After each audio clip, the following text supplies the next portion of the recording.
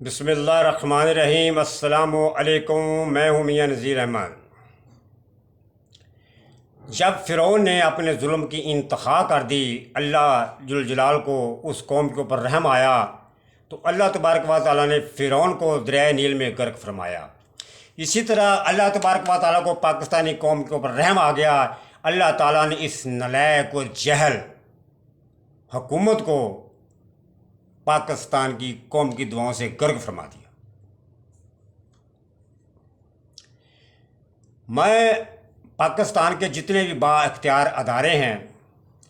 جن اداروں کو پاکستان کی ریاست نے، پاکستان کی عوام نے یہ اختیار دیا ہوا ہے کہ وہ چوروں اور ڈاکوؤں کو پکڑے، ہم ان اداروں سے یہ اپیل کرتے ہیں جن جن لوگ چوروں ڈاکوؤں نے ہمارے ملک کو لوٹا ہے ان کو انصاف کے کٹہرے میں لائیں۔ جس میں جناب بندیال صاحب سے میں خصوصی طور پر میں یہ اپیل کرتا ہوں، جناب محترم بندیال صاحب، چیف جسٹس صاحب، آپ نے پہلے بھی 16 مہینوں کے اندر آپ نے کافی دبے لہجوں میں آپ نے مسئلہ مقدم اٹھائے ہیں، لیکن جو امیدیں آپ سے لگائی گئی تھی لیکن آپ امیدوں میں ابھی تک پورے نہیں اترے۔ کیوں؟ یہ جہل حکومت جو ہے یہ 16 مہینے تک پاکستان کے عوام کے اوپر مسلط بھی آپ ہی نہیں کی تھی، لیکن بہت دیر کر دی مہرباں جاتے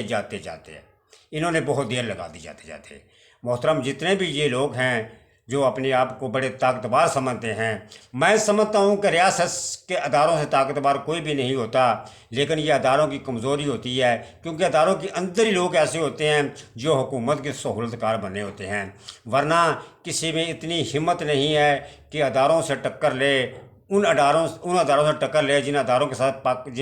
کے ساتھ عوام کھڑی ہو، ان اداروں سے کوئی ٹکر نہیں لے سکتا۔ بہرحال میں بار بار یہی اپیل کرتا ہوں کہ ان لوگوں کو جتنا بھی جلدی ہو سکتا ہے ان لوگ انصاف کے کٹہرے میں لائیں۔ پھر مجھے بہت افسوس سے یہ بات کہنی پڑتی ہے کہ کچھ لوگ ایسے بھی ہوتے ہیں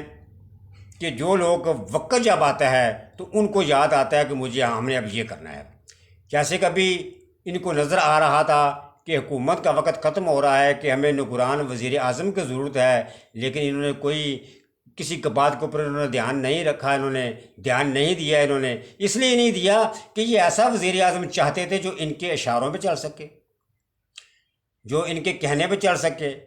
لیکن یہ کتنی افسوس و دکھ کی بات ہے کہ یہ ہمارے ملک میں اندر اکثر ہی ایسا ہوتا ہے، جب حکومت جب جانے والی ہوتی ہے تو سر پہ ہر چیز آ جاتی ہے، یہ پھر ڈھونڈتے ہیں کہ ہم نے نگران وزیر اعظم کس کو بنانا ہے۔ اسی طرح ہی جناب ہمارے الیکشن کمیشن صاحب ہیں،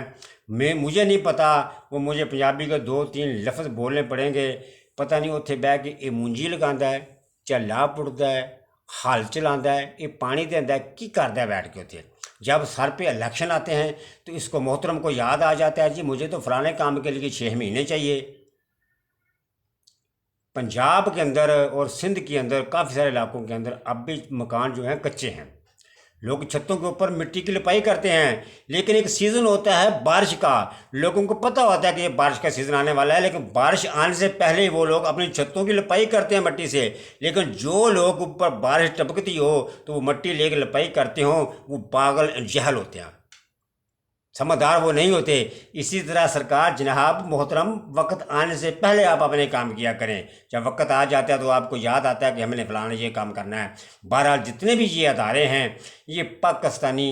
قوم کے ادارے ہیں، عزت کی جگہ پہ ادارے ہیں۔ کیا ہوا؟ ان اداروں کے اندر چند لوگ ایسے گھٹیا قسم کے آ جاتے ہیں جو پورے ادارے کو ہی گندہ کر دیتے ہیں، لیکن ادارے ہمارے مقدس ہیں، ہم اداروں کا ادب اور احترام کرتے ہیں، ہم ان کی حفاظت بھی خود کرنا جانتے ہیں، یہ ہمارے ہی ادارے ہیں۔ بہرحال میں زیادہ لمبا پروگرام نہیں کرنا چاہتا، میں بار بار اسی بات کو ریپیٹ کر رہا ہوں کہ یہ نہ ہو کہ پاکستان کی عوام جو ہے ان لوگوں کو پکڑ کے سینہ چیر کے ان کے اندر سے سب کچھ نکال کے باہر پھینک دے، پھر یہ ادارے پاکستانی عوام کو بولیں گے کہ آپ لوگوں نے قانون کو ہاتھ میں کیوں لیا۔ اس لیے میں اداروں کو بولتا ہوں کہ آپ پاکستانی قوم کو قانون ہاتھ میں لینے کا موقع فراہم نہ کریں، آپ اپنا قانون استعمال کریں، ان چوروں ڈاکوؤں کو کٹہرے میں لے کر آئیں، اس لیے کہ آنے والے دن حشر کے میدان میں پل صراط پہ آپ بھی بڑے فخر سے کھڑے ہوں کہ ہم نے اپنے جتنے بھی فرض تھے ہم نے ادا کیے ہیں. اگر آپ ایسا نہیں کریں گے تو رب ذوالجلال کی قسم میں اٹھا کر کہتا ہوں کہ پل صراط پر ہی کھڑے رہو گے، آگے پیچھے نہیں جا سکو گے. اس کے ساتھ میں اپنا پروگرام ختم کرتا ہوں. السلام علیکم ورحمۃ اللہ وبرکاتہ.